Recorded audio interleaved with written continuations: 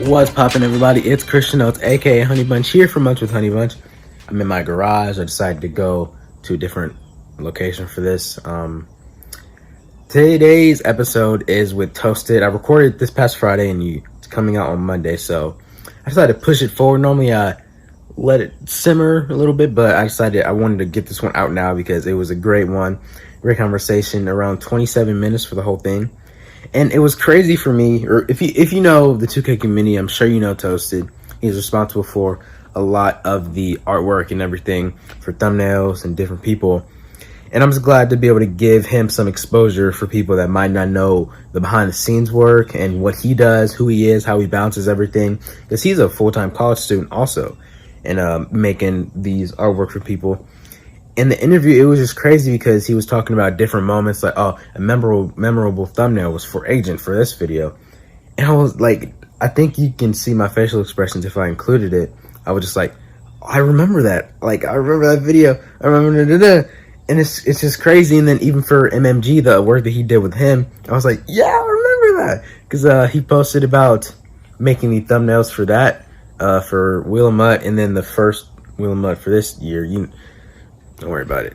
I'm just glad with how this came out, and it's a great episode, so enjoy. Today I'm joined by someone that is very talented. You've probably seen his work with some of your favorite creators out there. I'm here with Toasted. Toasted, how are you doing today? I'm doing good today, It's nice day out, beautiful, just beautiful outside, even though I'm kind of stuck in my dorm because of COVID and everything. But Yeah, it's going kind of well. right. And I was wondering, I guess we'll just get straight to it. How long have you been doing designs and everything of that sort?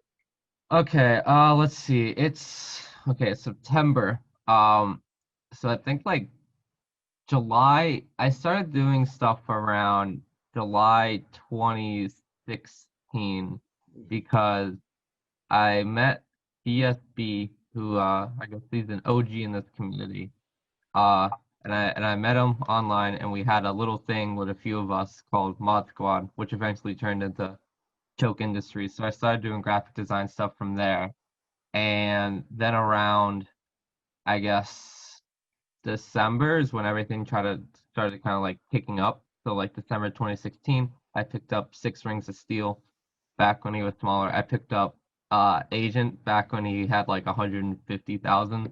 So it's been 3.5 years at this point. So like I literally did it like pretty much all through high school, and like this is 4 years. What's poppin'? I just wanted to pop in and talk to you about the official social media accounts for Munch with Honeybunch. On both Instagram and Twitter, we'll be doing giveaways, interacting with listeners, posting shoutouts, anything else that sounds cool. So, going over to @MunchHoneyBunch on both Instagram and Twitter. See you there. Yeah, like with the level of what you're doing now, I thought that it's been like longer than that. I didn't know it was so recent, but like you mentioned, Agent and all other people, even the UCLA player that you've had recently Yeah. created something for. What does it mean to you to see your work used by all these different kinds of people? It's definitely kind of cool to know that when like I think a video the other day or like the other week from Agent, it actually hit top 10 trending on YouTube. And I helped him out with the thumbnail, obviously, but I help him out with like other things like the title and stuff. So it's like, oh my gosh, it's like out of like the hundreds and thousands of minutes and videos that are uploaded, it's like my stuff and stuff I help with like towards the top. Mhm. And it's just cool to know that literally, I think I did the math and it's not as recent, but over 70 million people saw the work I made last year. And it's probably close to like 75, 80. But it's just astounding that like something I can do on my computer can reach millions of people every day. And then I was also wondering, sort of the same question, but flipping it to how does it feel to see people desire work? I don't know how many people reach out to you wanting to work with you or have you do stuff for them, but Um, it doesn't happen, I guess, as much anymore, but that's just because I guess I have like my little like niche of terms of like I work with like a lot of like larger creators and stuff. So it doesn't happen as often, but it's definitely like cool. For example, I'll use someone like MMG, big person in the Madden community. I watched him for a long time and he needed some work done, so I posted my portfolio and stuff. And he DM'd me and stuff, and it's like, oh my gosh, I get to work with one of my favorite YouTubers and do stuff for him, and he follows me. And it's depends on who it is. It's like, wow, I'm really here. Or another example is someone who didn't reach out to me, but I've been watching forever is Nike Faller. And he follows me. It's like, oh my gosh, someone I used to watch when I was in like middle school, like all the time now follows me. Mm-hmm. So it's like I've got like that stature. Not that much clout overall, but enough for me.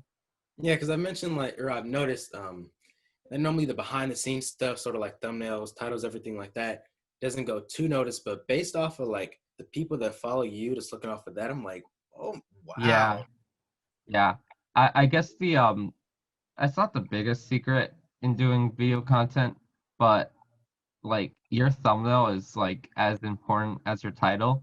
I wouldn't say more important, but it's definitely up there because a good thumbnail can draw you in, and that combined with a good title helps so much. I guess the big thing I've been kind of like not researching lately, but kind of like stressing more is like thumbnails and like titles and everything is part of like SEO. So if you can make everything kind of I guess match and kind of like if it's like a triangle almost and you want everything to kind of connect, you want like your description, your title, and you also want your thumbnail all to connect in some way because they kind of just can like I guess combine and produce some good effect. Yeah, because I've like you were saying, you sort of have a grasp of how the thumbnail works and how titling and how everything can go and help you grow. I've wondered why you haven't went full send for content creation of yourself. Um, the reason, okay, there's two real reasons. One, I am a full-time student, so that takes up a lot of my time. Two, if I want to do that, I spend like a lot of time doing like Photoshop, not as much as some other people, but it, but if it's, I wouldn't say that, I make not a pretty penny, but definitely like enough to, like, it's like a sustainable hobby. I could put some money aside.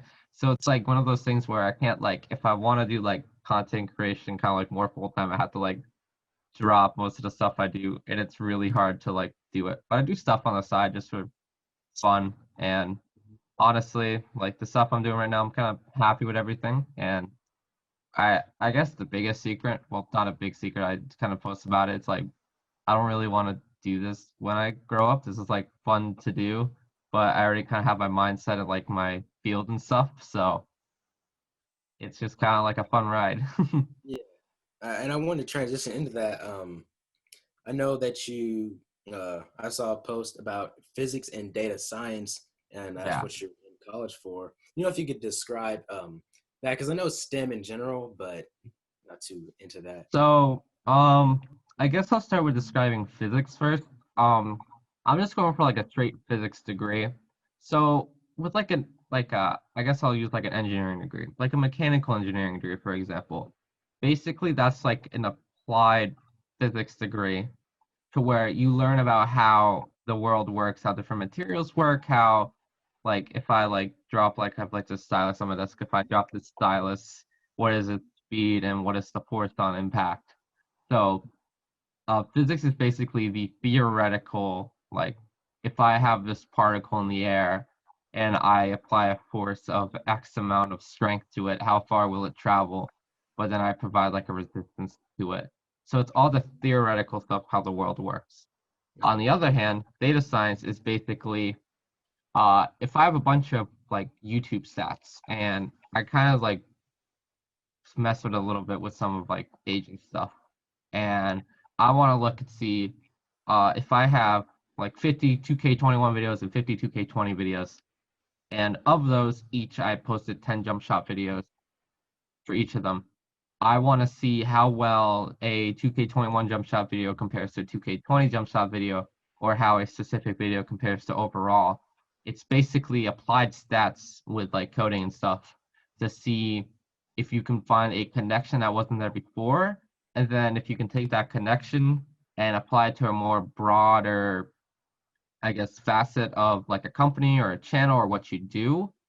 That's what data science is. It's finding connections in very, very large data sets Mm-hmm. that you wouldn't be able to see if you just kind of looked at it. Like if it's like, well, I post this amount and views increase, but why? There's Mhm. something more to it that you can probably find if you get enough data. So a way to describe it is sort of like advanced statistics, sort of in a way. Yeah, it's taking stats and like coding and computer science and basically trying to take all of that to communicate to people that don't know it. Like you should be doing this based on the data. It's a big thing in like the NBA right now in terms of like Daryl Morey and people kind of like threes are better than twos. That's all at the base of it, like statistics and data science. So it's a big field that keeps on getting bigger every year.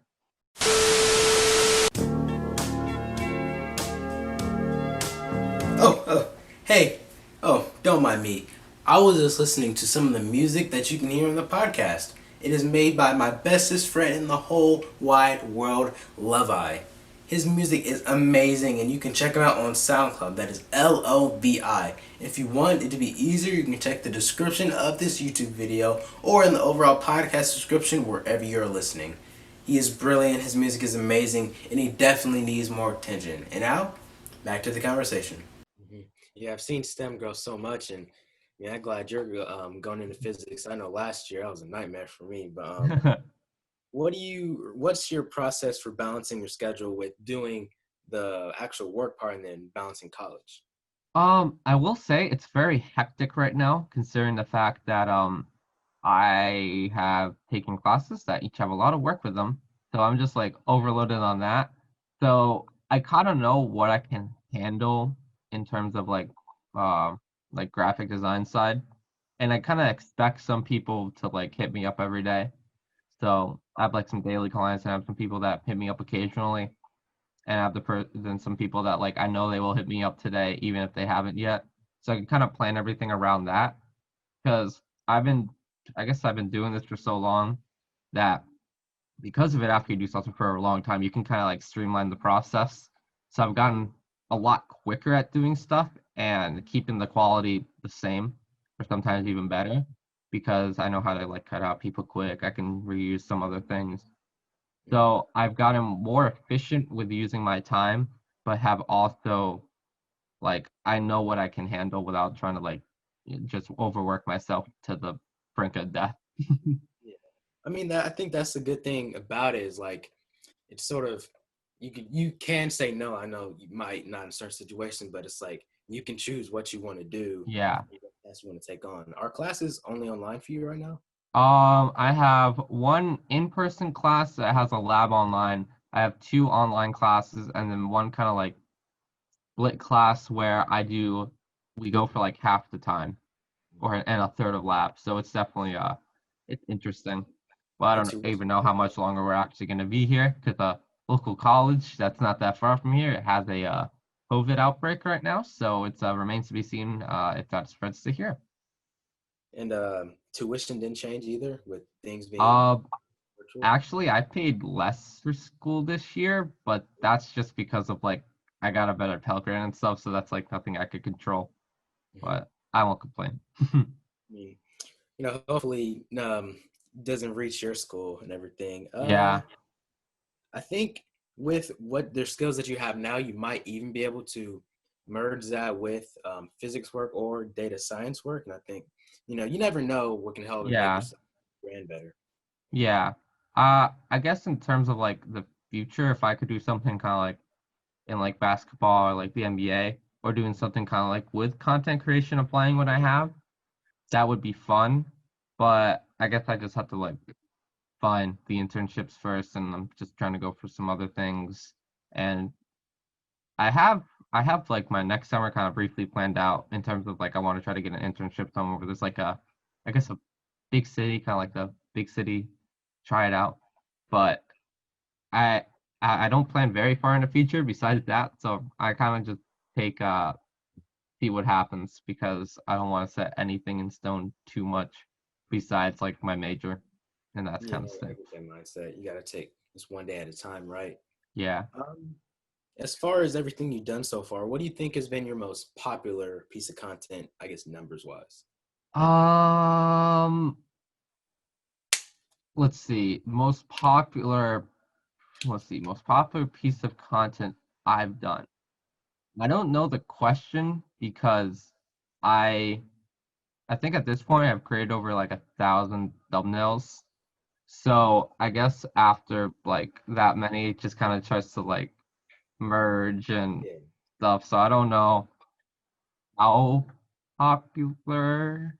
Maybe like 3 million views. I would say the Asian video that went top 10 trending was Mm, a really proud achievement because I helped with the title and stuff. And I guess I kind of look at it each video, like seeing how a video did. Like I like to check up on videos. I have my thumbnail to see how it's performing. If it's like, hey, it's a 1 out of 10, it's a 2 out of 10, it's a 10 out of 10. I hope it's not a 10 out of 10. That's really bad. But I guess I look for achievements in the moment rather than all time. mm. And then, is there a certain one that you remember like was like really fun to make at the time or just super memorable for you? Um, the I guess the first, I guess, quote unquote, great thumbnail I made was when Agent played with J.R. Smith back in like Mm, 2K17. And I always remember that because it's like the first video I made that kind of like, well, the first thumbnail I made for a video that kind of like popped off.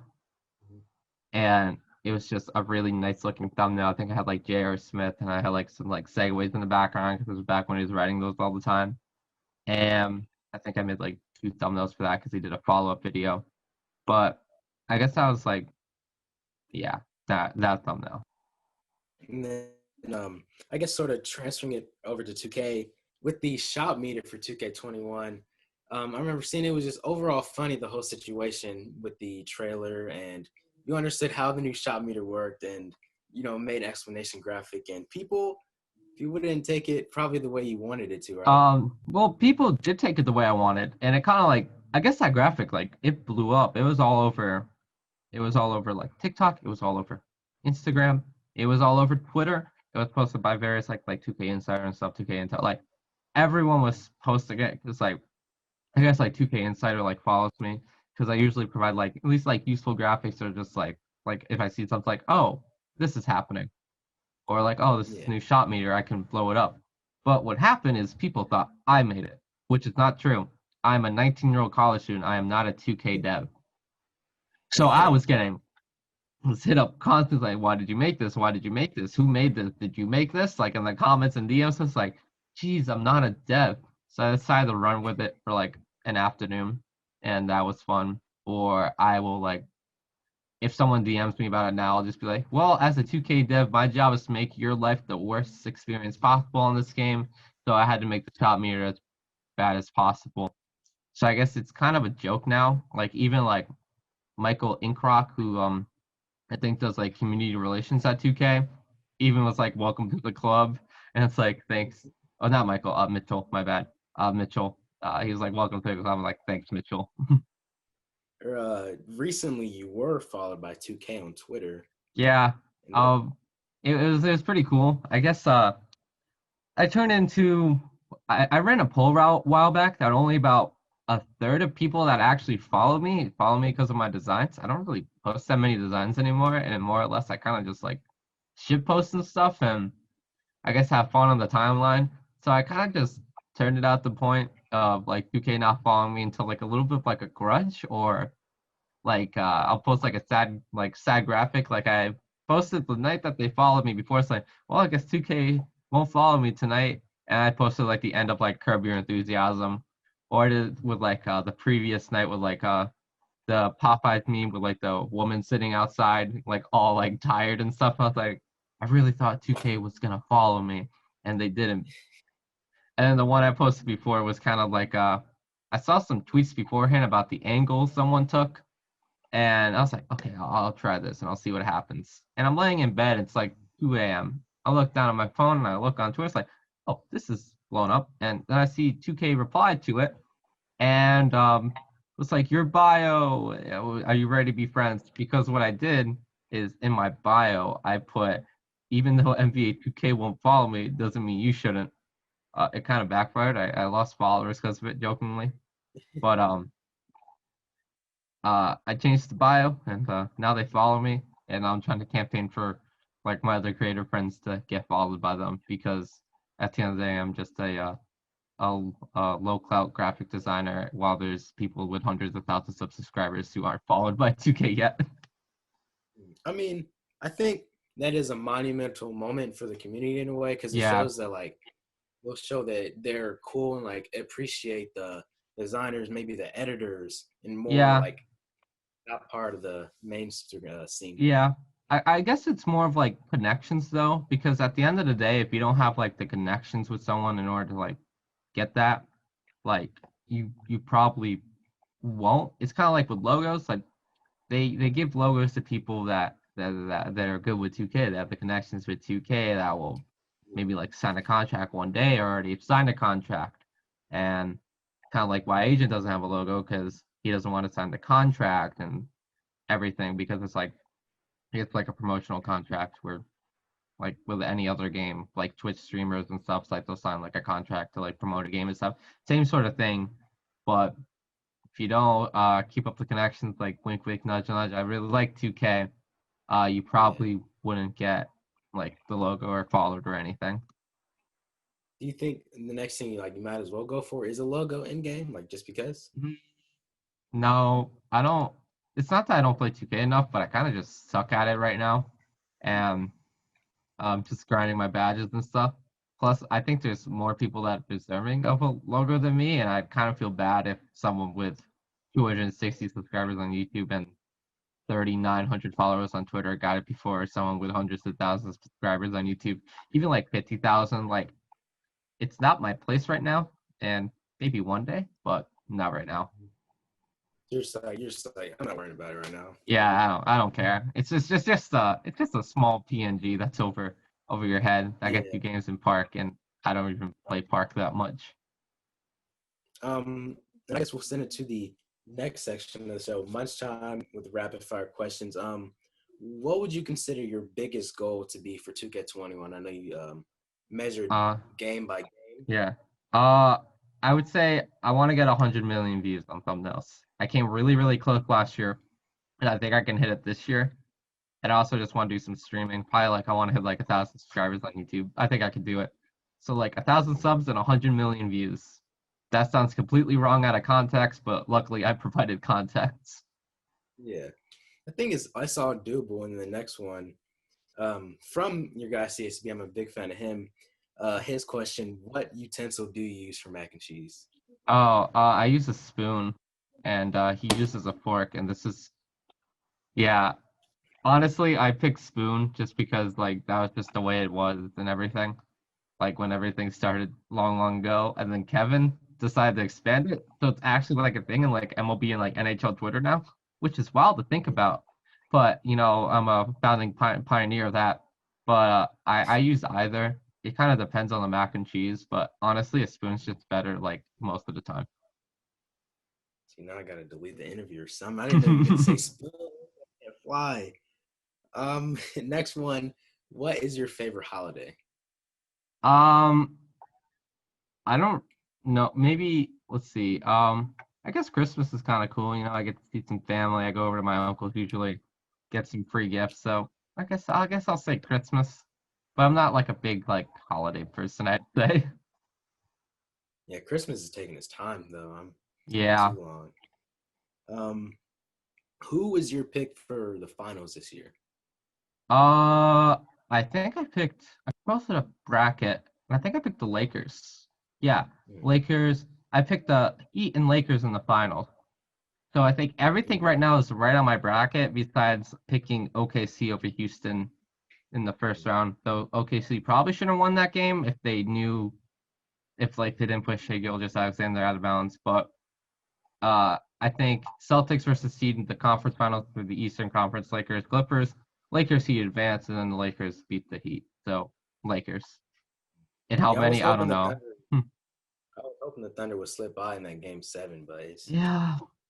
Yeah. it was And now tough. they're gonna rebuild. And then or for the Eastern Conference Finals, as much as I want the Heat to go into the finals, I don't know about the Celtics. I think they could do it, but I don't know. The thing the Celtics have over the Heat is, I wouldn't even say depth, but just they have a lot of players that know how to play well in certain games. I guess the same thing is with the Heat, but that team revolves around Bam and Jimmy. If Bam and Jimmy are the best players on the floor, the Heat can win the series. But the Celtics have legitimately, there are so many people that can just like light you up for a night. That can, Yeah. like Jalen Brown, good player. Marcus Smart, good player. Jason Tatum, good player. Kemba Walker, good player. They have so many stars and just people that are like, I wouldn't even say better than Heat players, but the Heat have done so well because they're just so cohesive. And though the talent isn't the best compared to another team like the Bucks, for example, they know how to play and play their role well. So that kind of oversees them. But I do think the Heat are just playing so well right now. Playoff Jimmy Butler is just incredible, even though like some games he just doesn't even need to show up Mhm. because the team's just doing so well. Plus, Jay Crowder has been a immense piece for them, and it's kind of nice to see him doing well after getting traded from Memphis. And I think the Heat are rolling right now. They look like the best team in the East, and I think even though the Celtics know what they do, know what to do, Eric Spoelstra is a great head coach that's been in the Eastern Conference Finals before, been to the NBA Finals, and though Brad Stevens has as well, I think the Heat have the advantage just because of how well Yeah, they've been playing right now. think it might just boil down to experience. I know Tyler Hero's had some great games. Yeah, I I actually enjoy haven't had a watching him. chance to watch a ton of basketball lately. I've been trying to catch a game here and Mhm. there, but I'm definitely watching Game 7 tonight, no doubt.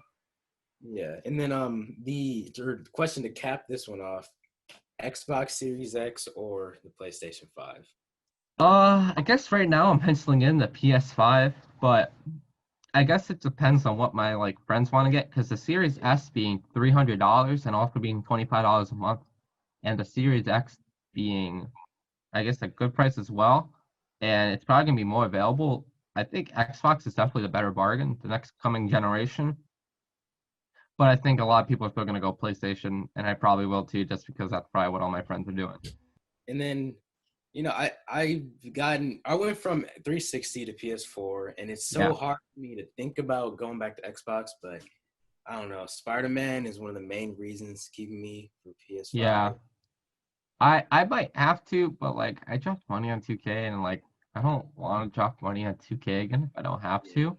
But if if everyone's going on like Xbox, I think I'd just get a Series S because I don't even have a 4K TV. I have a 1440p monitor that I usually play my stuff on. So I guess I'd save money if that happens. But Xbox is the best bargain this upcoming generation, no doubt. And I think competition is good. Competition is great. Kind of like 2K needs competition in order to get better. So For if real. both consoles, if Xbox can provide uh, a very good option in terms of price to performance, that's going to push Sony to do the same. So all competition is good competition. Yeah, because Sony still hasn't released a price yet for the next gen stuff, right? No, I think it's probably gonna be up the same as the Xbox, or I still think it's gonna be more expensive, but they need to release it soon because it releases in October, 2 months. 2 months. That's crazy. And then I Yeah. know Xbox's pre-order starts at the end of this month, so Yeah. but I think that's gonna go ahead and cap it off for this episode of Munch with Honey Bunch. So thankful for Toasted for joining me on this one. We No had a good problem. conversation, and have a day, everyone. I'll put my thumbs up too. Yeah.